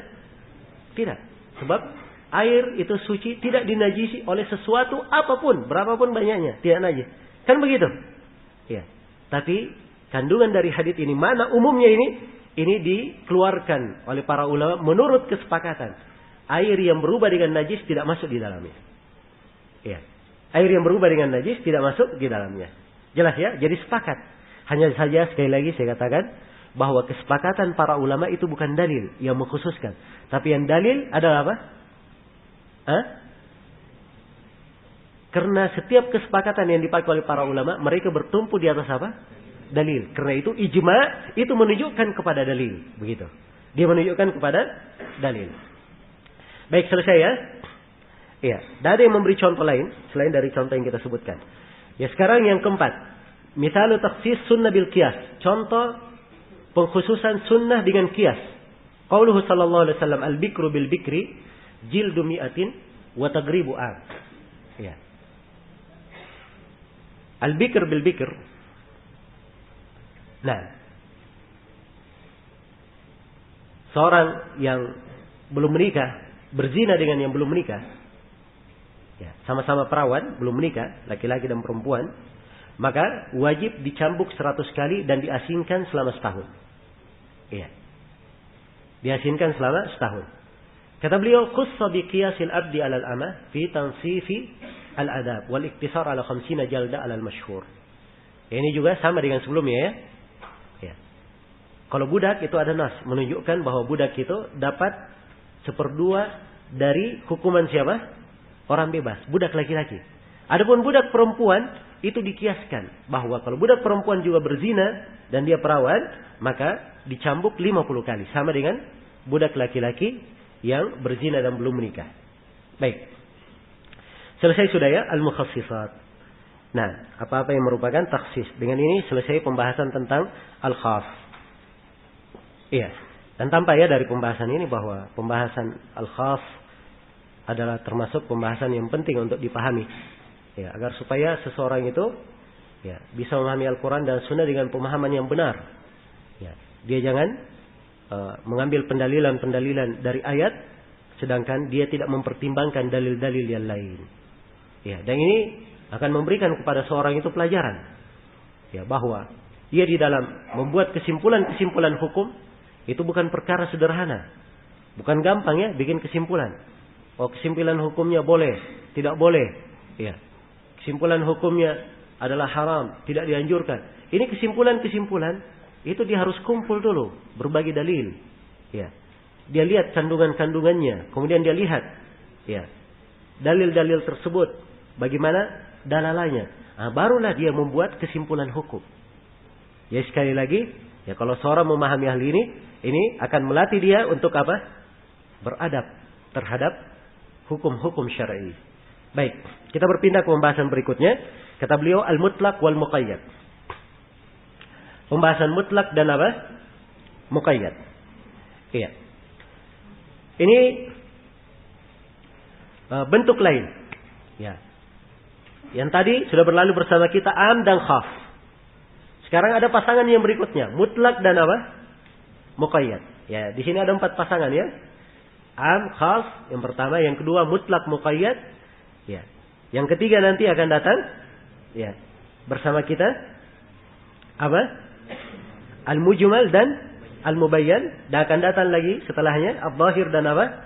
Al-muawwal. 4 pasangan. Ya. Ini harus dipahami semuanya. Sekarang yang kedua, ya. Diberikan keurutan kedua di sini sebab ini yang terpenting yang kedua. Ya, memang paling pentingnya am dan khas. Ini rincian-rinciannya banyak. Ya, sudah diterangkan. Sekarang mutlak dan muqayyad. Ya, beliau mulai memberikan definisi mutlak dulu. Kata beliau ta'rifun mutlak. Definisi mutlak. Nah, definisi mutlak. Al-mutlaqu lughatan biddul muqayyad. Ya. Mutlak secara bahasa adalah lawan dari apa? Muqayyad. Ya, lawan dari muqayyad. Ya. Harus diketahui bahwa para ulama itu dalam mendefinisikan suatu kata itu mereka punya 2 metode. Metode yang pertama, dia definisikan kata itu dengan menyebut lawannya. Metode yang kedua, dia definisikan kata itu dengan pembahasaan. Dan di sini Syekh mendefinisikan dengan menyebut apa? Lawannya. Kalau sebelumnya kebanyakan definisi beliau dengan menjelaskan. Iya. Kalau para ulama yang lain, mereka definisikan secara bahasa bahwa mutlak itu adalah al-mursal alladhi la yujadu lahu qaidun. Mursal itu adalah suatu hal yang lepas, yang tidak ada ikatannya. Iya. Jadi suatu hal yang lepas tidak ada apa? Ikatannya. Nah, ya. Inilah kadang dikatakan oleh para ulama, ya. Ini perkara adalah hal yang boleh secara mutlak misalnya. Iya. Maksudnya tidak pernah, ini pembolehannya memang berlaku terus. Iya. Berlaku terus. Baik. Berlaku terus. Iya. Kalau misalnya ada seorang berkata, saya tidak pernah mengucapkan suatu kata, dia berkata, ana ma qultu hadzal kalam itlaqan. Iya. Saya tidak pernah mengucapkan ucapan ini secara mutlak. Maksudnya di keadaan apapun, cari di keadaan apapun, tidak pernah saya ucapkan. Jelas ya? Nah, ini penggunaan secara apa? Secara bahasa. Iya. Adapun secara istilah kata Syekh, wastilahan ma dalla 'alal haqiqati bila qaidin. Iya. Mutlak itu adalah apa yang menunjukkan kepada suatu hakikat tanpa ada pembatasan. Dia menunjukkan kepada suatu hakikat, iya, tanpa ada pembatasan. Ya, kita baca dulu definisi beliau ya. Kata beliau, kaqaulihi ta'ala, seperti firman Allah Ta'ala, fatahriru raqabah, membebaskan seorang budak, min qabli ayatamassa, ya, sebelum keduanya bersentuhan. Ini pada kafarah apa ini? Kafarah bihar. Tahriru raqabah. Iya. Tahrir raqabah di sini mutlak. Raqabah mutlak ya. Kenapa dia mutlak? Sebab dia ini nakira fi siyaqil isbat. Dia berada nakira di konteks penetapan. Akan datang nanti kaidahnya. Bagaimana menghukumi sesuatu itu sebagai hal yang mutlak. Ya, jadi raqabah mutlak. Iya. Ya, dia boleh membebaskan, ya, satu budak, dia boleh pilih dari budak mana saja. Ya. Dari budak mana saja. Mau budak dari barat bumi, timur bumi, selatan bumi, yang penting namanya apa? Raqabah. Ya. Jelas ya? Tapi yang dia pilih bukan seluruh budak, hanya apa? Satu budak saja. Satu budak. Nah, ini perbedaannya dengan umum. Perbedaannya dengan umum. Jadi mutlak lepas. Bebas dia milih. Tapi yang dipilih cuma apa? Satu. Iya. Baik. Fakharaja biqaulina ma dalla 'ala al-haqiqah al-'am li'annahu yadullu 'ala al-umum la 'ala al-mutlaqil haqiqah faqat. Ya, keluarlah dari ucapan kami apa yang menunjukkan hakikat, keluar darinya yang umum. Karena umum itu, iya, dia menunjukkan hal yang sifatnya umum, bukan mutlak, bukan pada hakikat yang mutlak. Iya, bukan pada hakikat yang mutlak saja. Baik, saya akan bedakan nanti ya perbedaan antara mutlak dan umum. Kita baca dulu. Kata beliau, wa kharaja biqaulina bila qaidin al-muqayyad. Adapun definisi kami, ucapan kami dalam definisi tanpa ada batasan, keluar darinya apa? Al-muqayyad. Jadi ini yang membedakan antara mutlak dan muqayyad. Baik, ini definisi Syekh rahimahullah. Ya, sebagian ulama lain mendefinisikan bahwa secara istilah mutlak itu adalah al-lafdud dal ala aslil jins, bihaitsu yatahaqqaqu mafhumuhu biwahidin min afradihi atau bimajmu'atin min al-afrad. Ya. Jadi mutlak itu adalah lafaz yang menunjukkan suatu jenis. Ya.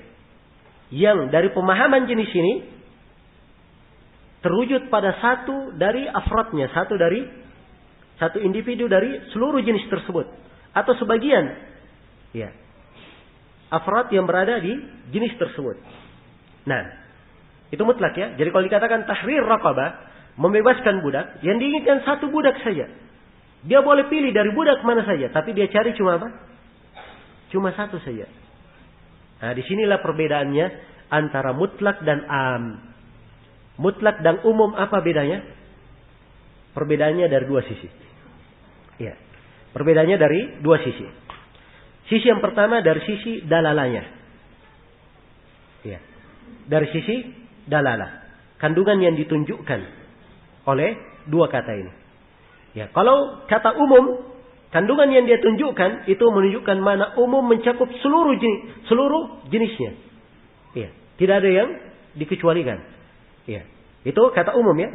Kita ambil contoh misalnya kata umum. Ya. Akrim kullaman fil masjid. Muliakan semua yang berada di masjid. Ya. Kulla di sini bermakna apa? Umum. Jadi kalau dikatakan seluruh yang berada di masjid, semua yang ada di masjid. Kalau di masjid itu 100 orang yang dijamu. Ya, kalau di masjid 500 orang yang dijamu. Begitu maksudnya. Jelas ya? Ini umum namanya. Dari sisi kandungan lafadznya. Tapi kalau mutlak, contohnya. Ya. Akrim rajulan fil masjid. Ya, muliakanlah seorang lelaki di masjid. Ya. Di masjid 500 orang lelaki. Ya. Jelas ya? Dia boleh memilih siapa saja dari 500 orang itu. Tapi yang dijamu cuma berapa? Cuma satu saja yang dijamu, bukan semuanya. Ya.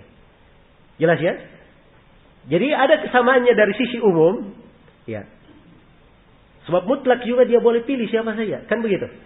Hanya perbedaannya, kalau mutlak itu, kalau umum itu kandungannya mencakup seluruhnya. Tapi kalau mutlak dia hanya pada apa? Satu orang saja atau orang-orang tertentu saja yang disebutkan di dalam konteks. Jelas sampai sini? Baik. Jadi ini sekali lagi makna perbedaan antara mutlak dan apa? Mutlak dan muqayyad. Antara umum dan apa? Umum dan mutlak. Perbedaan yang kedua dari sisi lafadznya. Dari sisi lafadz. Ya. Karena itu Syekh rahimahullah menyebutkan konteks. Lafadz umum itu konteksnya bagaimana? Iya. Nah, itu yang perlu kita pahami. Konteks-konteks umum itu. Kalau kita sudah tahu konteks umum, itu memudahkan. Oh, kalau ada begini, oh ini berarti umum namanya di sini. Kalau begini, oh ini berarti kita namakan mutlak. Kita tidak namakan umum. Nah, konteks mutlak ini ada juga pembahasannya. Akan diterangkan nanti ya di dalam pembahasan insyaallah taala. Baik. Iya. Tidak dijelaskan khusus di sini oleh Syekh ya. Tapi perlu saya jelaskan bahwa hal yang mutlak itu dilihat dari sisi konteksnya. Ya, apabila dia nakirah di siyaqul isbat, di posisi penetapan. Ya, dia nakirah di posisi apa? Penetapan. Seperti tahrir raqabah, membebaskan budak. Ini adalah kata nakirah di posisi apa? Penetapan. Nah, atau dia di posisi perintah. Di posisi perintah. Nakirah di posisi perintah. Maka ini juga bermakna mutlak. Ya, kalau dia di posisi apa? Dia di posisi perintah. Baik, itu cirinya ya. Kalau umum sudah kita terangkan. Ya, dengan 7 hal yang disebut oleh Syekh Ibnu Utsaimin rahimahullahu taala. Baik, ini cara membedakan antara mutlak dan apa? Dan umum. Antara am dan mutlak. Iya. Dan ini memang perlu latihan ya. Dan itulah ilmu usul fikih. Ya. Kalau seorang sudah mempelajarinya, dia ingin melatihnya, ya itu mudah sekali cara menerapkannya. Dia tiap kali baca ayat, tiap kali baca hadits, dia berhenti pada setiap kalimat. Pada ayat dan hadits itu. Iya. Dia terangkan. Dia terapkan dulu kaidah usul fikihnya di situ. Begitu ada konteks hadis secara umum, dia lihat dulu ini hadis sifatnya insya atau khabar. Dia pikirkan dulu ini insya atau khabar, supaya dia bisa bedakan antara hukum-hukum. Jelas ya? Iya. Ketika disebutkan di dalam hadis, oh ini penyebutan syarat, oh ini berarti ahkam wada'iyah. Ya, jelas ya? Oh ini penyebutan perintah melakukan sebuah perbuatan.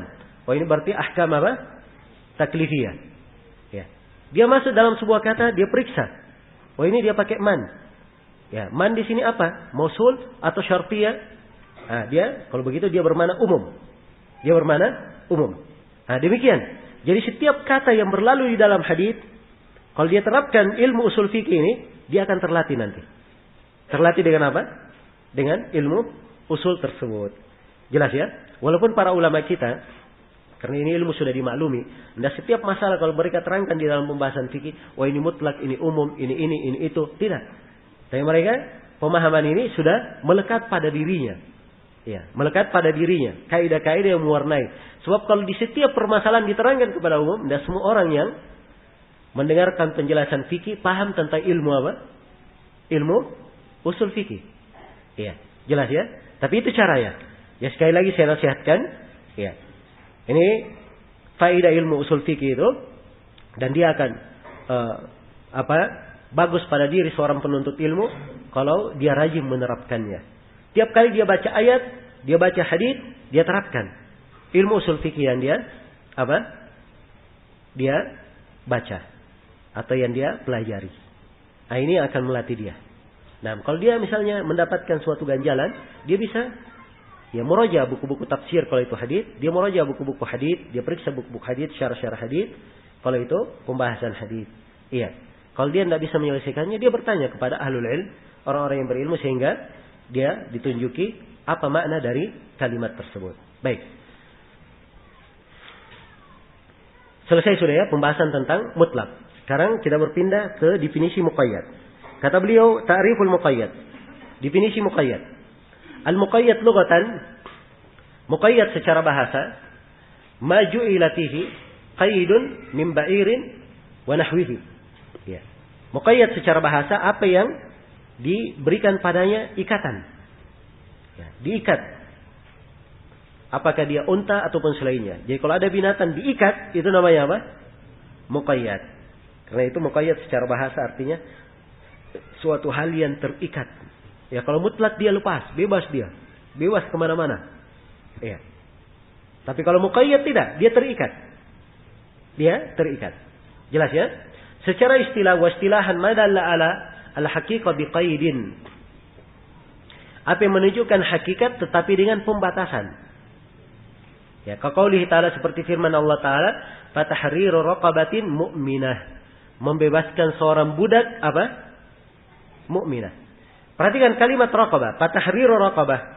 Raqabah di sini iya.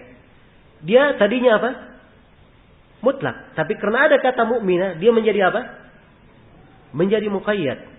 Menjadi muqayyad. Iya.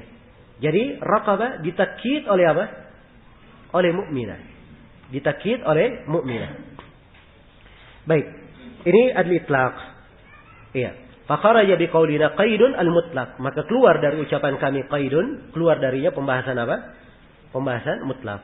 Jadi ini ya sekali lagi definisi tentang mutlaq. Jadi dari sini bisa dibedakan sudah antara mutlaq dan muqayyad. Sebagaimana am dengan khas ya sangat berkaitan, demikian pula mutlaq dan muqayyad itu berkaitan. Ya, jadi kalau ada nas umum dikhususkan, itu kita katakan dikhususkan bil mukhassis namanya. Ya, tapi kalau mutlak itu dipakai kata muqayyad, dipakai kata muqayyad. Ya, jangan dikatakan ini mutlaknya dikhususkan, tidak. Ya. Itu bahasa untuk umum. Ya. Tapi kalau mutlak bahasanya ini mutlaknya ditakyid, dimuqayyad. Ya. Itu pembahasannya. Baik. Kemudian kata beliau setelah menjelaskan definisi mutlak dan muqayyad, sekarang beliau menjelaskan tentang hukum. Nah, ini inti pokok di pembahasan mutlak dan muqayyad. Kata beliau al-amal bil mutlak. Apa hukum beramal dengan hadis atau dengan nas yang mutlak? Apa hukum beramal dengan nas yang mutlak? Kata beliau yajibul amalu bil mutlaqi ala itlaqihi illa bidalilin yadullu ala taqyidihi. Iya. Kata Syekh Ibnu Utsaimin rahimahullahu taala, wajib seorang itu beramal dengan nas yang mutlak. Iya, pada keitlakannya itu, pada posisi mutlaknya, kita wajib mengamalkannya. Illa bidalil, kecuali kalau ada dalil yang menunjukkan bahwa dia muqayyad, terbatas. Nah, kenapa asalnya beramal dengan mutlak? Lianna al-amala bi nususil kitabi was sunnah wajibun ala ma taqtadihi dalalatuhu hatta yakuma dalilun ala khilafi dalik. Karena beramal dengan nas Al-Quran dan Sunnah itu wajib sesuai dengan konsekuensi kandungan dalil itu. Jadi kalau konsekuensi dalilnya mutlak, ya, kandungan dari dalil itu mutlak, maka konsekuensinya kita amalkan. Kita amalkan sampai ada dalil yang menyelisihinya. Ya, sampai ada dalil yang menyelisihinya. Jelas ya? Ya, kata beliau wa idza warada nafsun mutlaqun wa nafsun muqayyadun wajaba taqyidul mutlaqu bihi wajaba taqyidul mutlaqi bihi in kana al-hukmu wahidan wa illa ya umila bi kulli wahidin ala ma warada alaihi min itlaqin aw taqyid. Ini pembahasan lain di sini. Syekh memberikan kaidah. Nah, sebelum saya terangkan kaidahnya ini, sini saya beri contoh dulu. Bagaimana? Ya, berdalil dengan mutlak gitu. Sudah disebut oleh Syekh ya, kandungan dari apa? Contoh mutlak dan muqayyad. Tapi kita kasih contoh yang lainnya. Iya.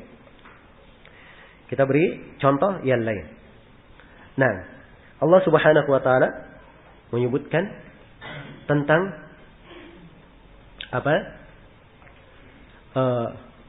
Mengqadha puasa Ramadan.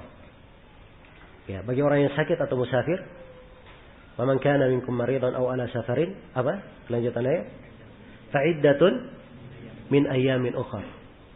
Maka diganti fa'iddatun min ayyamin ukhra. Iya. Ini iddatun nakirah fi siyaqil isbat, di posisi penetapan. Berarti dia bermakna apa? Hah? Bermakna mutlak. Iya, bermakna mutlak. Iya. Kalau begitu mengqadha puasa Ramadan, kapan waktunya? Boleh kapan saja. Iya, sebab dia mutlak. Iya, boleh di bulan Syawal, boleh di bulan Dzulqa'dah, boleh di bulan Dzulhijjah, boleh di bulan Muharram, boleh di bulan Safar, dan seterusnya. Tapi akhirnya sampai mana? Sampai Sya'ban saja terakhir. Ya. Nah, boleh diundur lewat dari apa? Sya'ban. Sebab di dalam ayat disebut mutlak. Fa'iddatun min ayyamin ukhar. Ya. Boleh. Ya, diganti di hari-hari mana saja, di hari lainnya. Jelas sampai sini ya? Maka ini mutlak. Ini mutlak. Baik. Ya. Jadi ini yang dimaksud oleh Syekh. Jadi kalau asalnya dalil itu dia bermakna mutlak, dia diambil mutlaknya. Tidak boleh dikhususkan kecuali dengan dalil. Ya. Karena itu tadi kita katakan batasan terakhirnya sampai mana? Mengqadha sampai Sya'ban. Sebab ada hadits Aisyah menjelaskan tidak boleh mengqadha lewat dari apa? Dari Sya'ban. Kalau kandungan hadits, kandungan ayat, kalau mutlaknya dia sebenarnya berlaku ya, apa? Lebih luas daripada itu. Mau tahun ini, tahun besok, tahun akan datang, 5 tahun lagi, 10 tahun lagi. Itu dari kandungan apa? Kandungan ayat. Sebab dia mutlak. Tapi kalau kandungan hadits Aisyah hanya batasan sampai apa? Sya'ban saja. Iya. Bagi sampai Sya'ban. Ini tentunya bagi orang yang apa? Bagi orang yang apa? Tidak punya udzur. Kalau dia punya udzur bagaimana? Ya, namanya orang yang punya udzur, dia punya kesempatan lebih dari itu. Nah, sekarang saya tambah ya, padahal tidak ada di pembahasan. Kalau punya udzur.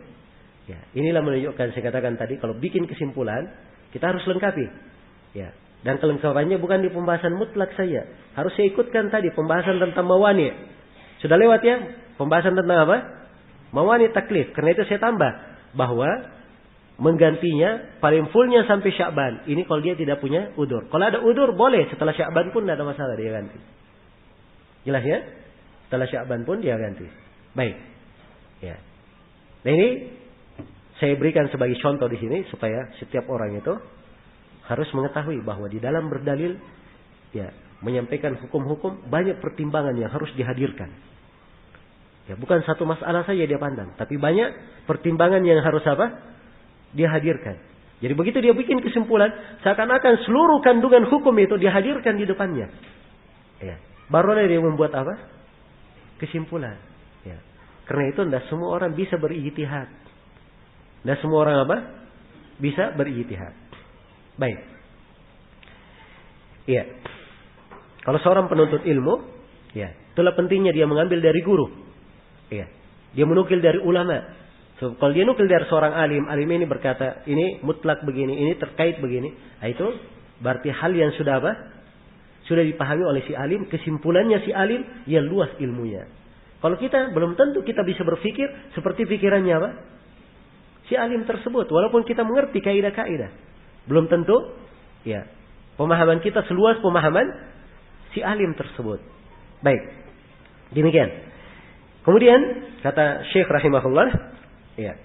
Wa idza warada nassun mutlaq. Kalau ternyata ada nas mutlak datang. Wa nassun muqayyad. Dan ada nas muqayyad. Apa yang dilakukan? Ada nas mutlak, ada nas muqayyad. Apa yang dilakukan? Ya. Nah, di sini Syekh mengajari kepada kita semua menjelaskan kepada kita semua bagaimana cara mengkompromikan antara nas mutlak dan muqayyad. Ada nas mutlak dan ada nas muqayyad. Yang pertama yang kita harus lihat kalau ada dua nas mutlak dan muqayyad, iya. Yang pertama yang harus kita lihat adalah apa?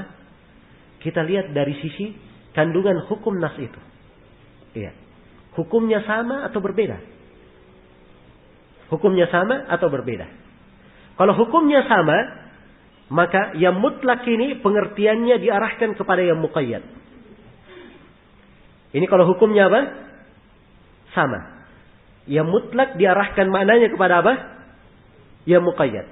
Kalau hukumnya berbeda, maka berbeda pula apa? Dua nas tersebut. Yang mutlak diamalkan secara mutlak, yang muqayyad diamalkan secara apa? Muqayyad diamalkan masing-masing. Kalau berbeda hukumnya. Iya. Ini dua keadaan. Ya, dia akan diberi contoh oleh Syekh di sini dua-duanya. Nah, kita baca contohnya supaya lebih jelas. Kata beliau, iya. Mithalu ma kana al-hukmu fihi wahidan. Contoh hukum pada keduanya satu. Jadi ada dua nas, ada nas mutlak dan ada nas apa? Muqayyad. Tapi karena hukumnya sama, kaidahnya apa? Kalau hukum sama, kaidahnya apa tadi? Nas yang mutlak itu dibawa pengertiannya kepada nas yang apa? Muqayyad. Mutlaknya tidak dipakai. Yang dipakai adalah apa? Yang muqayyadnya. Contoh. Qauluhu ta'ala fi kafaratid dhihar. Firman Allah Ta'ala tentang kafarah dhihar. Tentang kafarah dhihar. Fatahriru raqabatin min qabli ayyatamassa. Salah satu dari kafarah dhihar. Iya. Ini pilihan yang pertama pada kafarah dhihar adalah membebaskan seorang budak. Min qabli ayyatamassa. Kalimat raqabah, budak di dalam ayat, ini mutlak atau muqayyad? Ayo saya tanya sekarang. Perhatikan ayat. Fatahriru raqabah. Ya. Membebaskan raqabah, seorang budak. Ya. Perhatikan budak itu, saya warnai sudah di atas. Ya. Raqabah itu, ya. Dia ini mutlak atau muqayyad? Mutlak. Ya. Kenapa antum tahu itu mutlak? Sebab dia nakirah di posisi apa? Itsbat. Berarti ini mutlak. Budak apa saja. Mau kafir, mukmin, tidak ada perbedaan. Yang penting dia apa? Dia budak. Ini nas mutlak. Kita ambil nas yang kedua. Ada nas muqayyad. Ya. Nas muqayyad fi kafaratil qatl. Di dalam kafarah membunuh. Ya. Di dalam kafarah apa? Dalam kafarah membunuh. Ya. Di kafarah membunuh disebutkan fatahriru raqabatin mu'minah, membebaskan seorang budak apa? Yang beriman. Ya. Budak yang beriman. Perhatikan. Budak beriman. Jadi raqabahnya di sini muqayyad. Diikat dengan suatu sifat.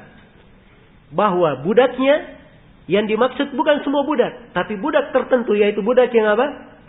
Budak yang beriman. Berarti ini nas sifatnya apa? Mutlak atau muqayyad? Berarti dia muqayyad. Jelas ya? Nah, sekarang kalau ada dua nas seperti ini, satu mutlak, satu muqayyad. Ya. Bagaimana cara kita menyikapinya? Kata Syekh, yang pertama dilihat hukumnya dulu. Ya, kalau hukumnya sama, maka mutlak diarahkan maknanya kepada apa? Muqayyad. Sekarang kita lihat hukum. Ini hukum, ya, dua kejadian, dua perkara. Semuanya dalam pembahasan kafarah. Tapi bedanya ini kafarah dhihar, sana kafarah apa? Membunuh. Tapi hukumnya sama. Hukumnya sama-sama membebaskan apa? Membebaskan budak. Ya. Karena itu kata beliau, fal hukmu wahidun. Hukum sama. Wa huwa tahriru raqabah. Yaitu membebaskan budak. Jadi kalau hukumnya sama, kaidahnya apa?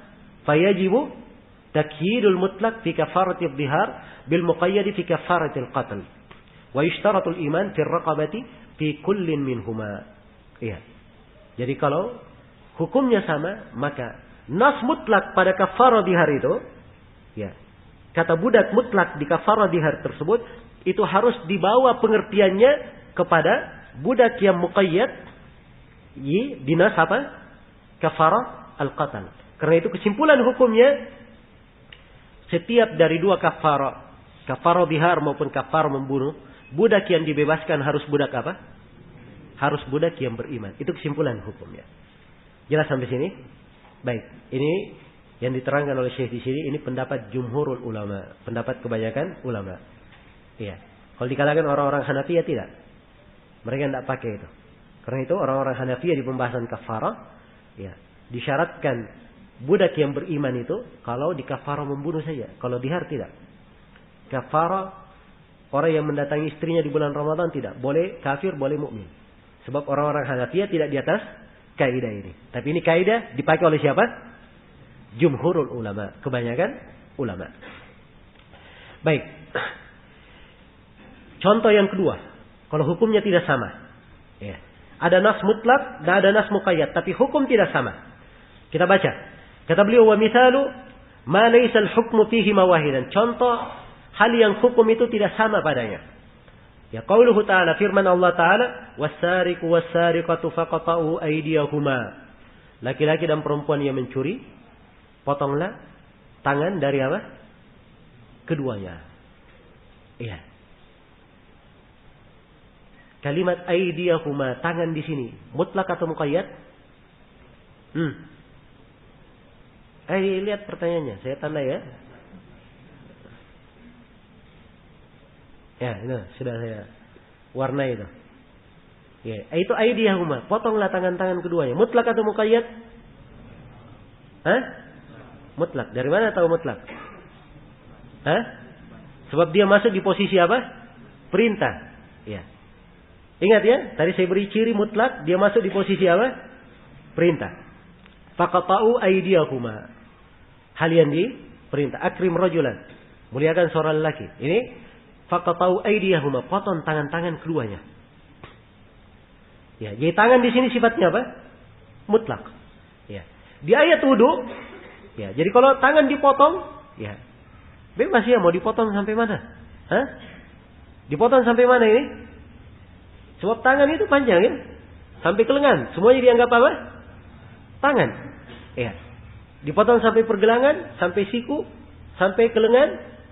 Nah, ini harus ada dalil yang menunjukkan. Jelas ya? Kalau tidak ada dalil yang menunjukkan, asalnya beramal apa? Mutlak. Boleh potong semuanya, boleh potong setengah, boleh potong apa? Sampai pergelangan. Kayak itu asal. Kalau dia mutlak. Ya, sebab ya, nasnya memang lepas. Dia bersifat apa? Tidak ada batasan. Ya, sekarang kita ambil ayat lain. Wa qauluhu fi ayatil wudu. Firman Allah di ayat wudu. Faghsilu wujuhakum wa aydiyakum ilal marafiq. Di ayat wudu ada nas muqayyad. Cucilah wajah-wajah kalian dan tangan-tangan kalian sampai ke mana? Sampai ke siku. Nah, sekarang tangan di sini ditakyid. Ya, nasnya apa di sini? Muqayyad tangannya. Tangan dikatakan dicuci sampai mana? Sampai siku. Iya, sampai siku. Nah, sekarang ada dua nas. Nas yang pertama mutlak, tangan dipotong mutlak ya. Tidak disebut tangan sampai mana ukurannya. Nas yang kedua, iya, tangan itu, iya, sampai ke siku. Nas yang kedua, berarti dia terbatas sampai ke mana? Sampai ke siku. Satu mutlak, satu muqayyad. Ya. Apakah bisa diambil petikan hukum? Oh, kalau begitu, siapa yang mencuri dari laki-laki dan perempuan dipotong tangannya sampai ke siku. Ya. Begitu hukumnya? Ya, tidak di sini. Kenapa? Karena kandungan dua nas ini berbeda hukumnya. Ya. Kata Syekh, fal hukmu mukhtalif, hukumnya berbeda. Fafil ula, pada ayat pertama qat'un, wa fi tsaniya guslun. Ya. Karena pada ayat yang pertama itu hukum tentang orang yang mencuri. Ya. Ayat yang kedua dicuci sampai ke siku, itu pembahasan apa? Pembahasan wudu, mencuci anggota wudu. Ya, apa hubungannya antara apa? Mencuri dan apa? Berwudu. Ya, berarti tidak ada keterkaitan. Kalau begitu diamalkan masing-masing. Kalau dia berwudu dicuci sampai pergelangan tangan, kalau di pembahasan mencuri diamalkan nas itu. Jelas ya? Tapi hanya saja nas ini memang mutlak di ayat, tapi dia ditakyid oleh hadis. Ada mentakyidnya hadis. Dan hadis membatasi bahwa yang dipotong sampai mana? Sampai pergelangan tangan. Kalau begitu, ayat dan hadis itu sama dengan am dan khusus itu juga. Bisa ditakyid dengan apa? Ayat dengan ayat, ayat dengan hadis, hadis bisa ditakyid dengan ayat, hadis juga bisa ditakyid dengan apa? Hadis yang lain. Jelas sampai sini? Iya. Hanya saja Syekh tidak meluas di dalam memberikan contoh-contoh. Baik, kata beliau, jadi beda ya hukumnya. Fala tuqayyadul ula bitsaniyah, maka tidak boleh ya ayat yang pertama ditakyid, ya dimuqayyadkan hukumnya dengan ayat yang kedua. Bal tawaqa ala itlaqiha, bahkan ayat yang pertama harus tetap bermakna mutlak. Wa yakunul qat'u minal ku, ya maqsalil kaf, dan hendaknya potongan itu dari ku, ya dari ku yang berada di pergelangan apa, yang berada di tulang yang di telapak tangan, di pergelangan tangan di sini. Itu ku. Ingat ya, kalau ku itu dia tulang di bawah ibu jari di sini, di pergelangan. Ini ku namanya. Iya. Kata seorang penyair, "Adamul yalihil ibhami ku'u." Iya. "Wa ma yalil binsiri kursu'u, warusgu ma wasat." Iya. Tulang yang di bawah ibu jari itu namanya ku. Kalau di bawah ibu jari. Kalau di bawah jari ini, jari apa namanya? Jari kelingking itu namanya kursu. Iya. Namanya apa? Kursu. Ar-rusgu dia berada di tengah. Terus. Jelas ya? Baik. Nah, ini pembedaan-pembedaan ya dari sisi bahasa. Nah, dan kadang digunakan bahasa ini oleh para ulama tentang orang yang jahil mosok bicara. Ya, dia tidak bisa membedakan ku dengan bu saja, tidak bisa dibedakan. Ya, mau bicara sembarangan. Ya. Nah, ini kadang ditakbir ya. Ya, orang ini tidak bisa membedakan antara ku dan bu. Ya, setelah itu mau bicara sembarangan. Ya, baik. Kata beliau wal ghuslu ilal marafiq, dan mencuci sampai kemana? Ke siku. Jadi, ya, karena nasnya hukumnya berbeda, dua nas hukumnya berbeda, satu mutlak, satu muqayyad memang. Tapi karena hukum berbeda, satunya tentang mencuri, satunya tentang mencuci, berwudu, maka ayat yang pertama diamalkan sendiri dan ayat yang kedua diamalkan apa? Sendiri. Ya, karena itu tangan yang di atas, yang dipotong itu, dipotong sampai kemana? Ke pergelangan. Sebab memang itu asal penggunaan kata yad. Kata yad di asal penggunaannya memang hanya digunakan untuk apa? Telapak tangan. Ya, ini juga penggunaan secara bahasa ya. Dan ada juga hadits yang menjelaskannya. Baik, ditakyid di situ. Kemudian yang kedua, adapun ayat tentang berwudu itu dicuci sampai ke mana? Sampai ke siku. Nah, itu diamalkan secara tersendiri berdasarkan nas ayat tersebut. Ditakyid sampai ke siku. Baik, selesai sudah pembahasan tentang apa? Mutlak dan muqayyad. Ya, insyaallah ini kalau diperhatikan dengan seksama, ya banyak dibaca nas-nas, insyaallah kita akan terbiasa membedakan antara am dan khas dengan pembahasan apa? Mutlak dan muqayyad. Ya. Baik. Saya kira cukup dulu sampai sini. Insyaallah taala pembahasan berikutnya mujmal dan mubayyan serta pembahasan adh-dhahir dan muawwal kita akan bahas nanti setelah salat maghrib. Ya. Subhanakallahumma bihamdik asyhadu an la ilaha illa anta astaghfiruka wa atubu ilaik walhamdulillahi rabbil alamin.